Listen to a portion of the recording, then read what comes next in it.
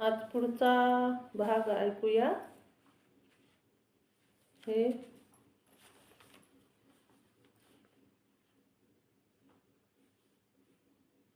आणि आज त्यांच्या मृत्यूनंतर 7 वर्षांनी मी मृत्यूच्या दारात उभी आहे. 1897 हे वर्ष मरणाच्या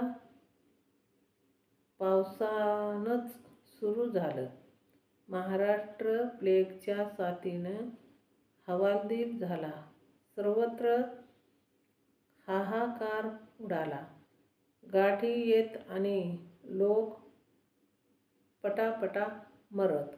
डॉक्टर यशवंत नगरला लष्कराच्या नोकरीत होता. मी त्याला बोलावून घेतलं.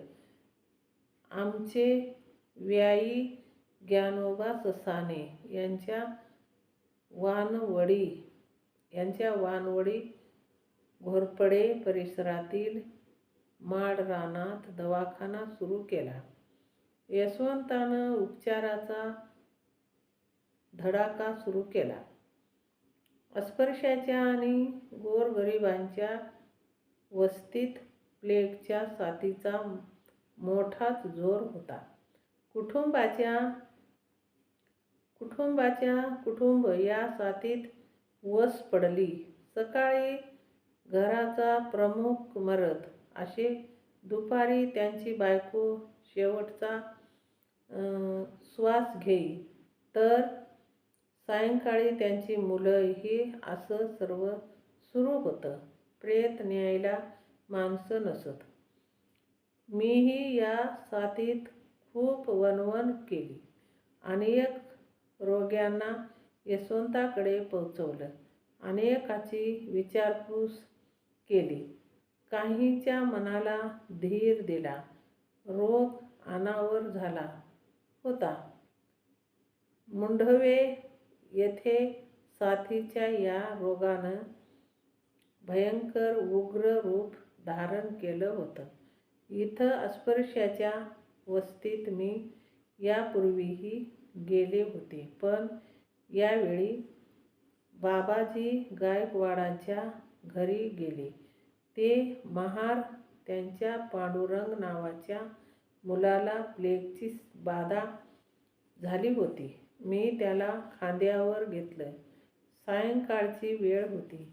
अंधार, एक खिन्नता, एक भयानक दुःख घेऊन येऊ लागला होता. मी मोठी ताकद एकवटून पांडुरंगाला यशवंताच्या दवाखान्यात घेऊन चालली होती.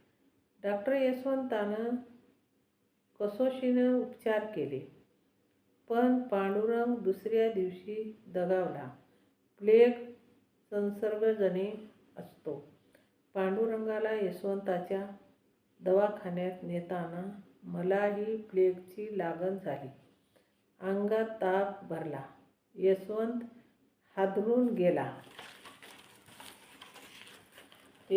हादरून गेला. तो शर्तीने उपचार सुरू करू लागला.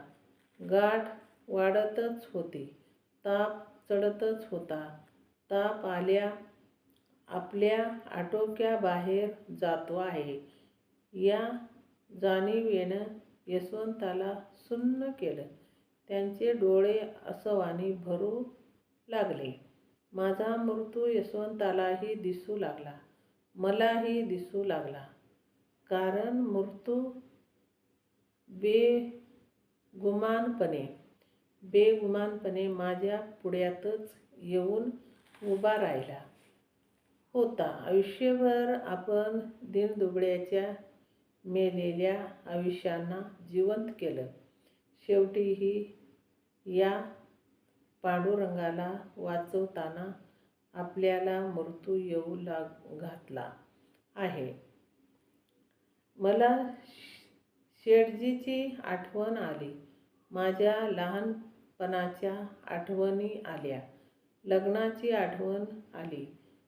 आणि अशा अनंत आठवणी चित्र सरकावीत तशा डोळ्यापुढून सरकू लागल्या. माझं शरीर मरणाकडे सरकत होतं, तर मरण माझ्या शरीराच्या दिशेनं धावायला लागलं होतं आणि माझं आयुष्य माझ्या डोळ्यापुढून सरकत होतं. निळ्या आकाशातून पाखराचा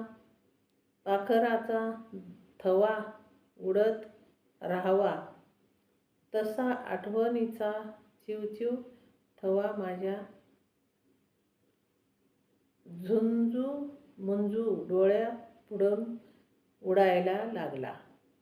धावत्या आगगाडीतून जवळ दूरची झाडं वेगानं सरकताना दिसावीत तशी आठवणीची नक्षत्र डोळ्यापुढून सरकू लागली.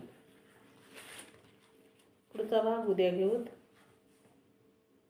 जय भीम. शेअर करा, लाईक करा, कमेंट करा. माझं चॅनल बुद्ध पाठ आहे. सावित्री वाचते. कसे वाटते कळवावे, कमेंटमध्ये सांगावे.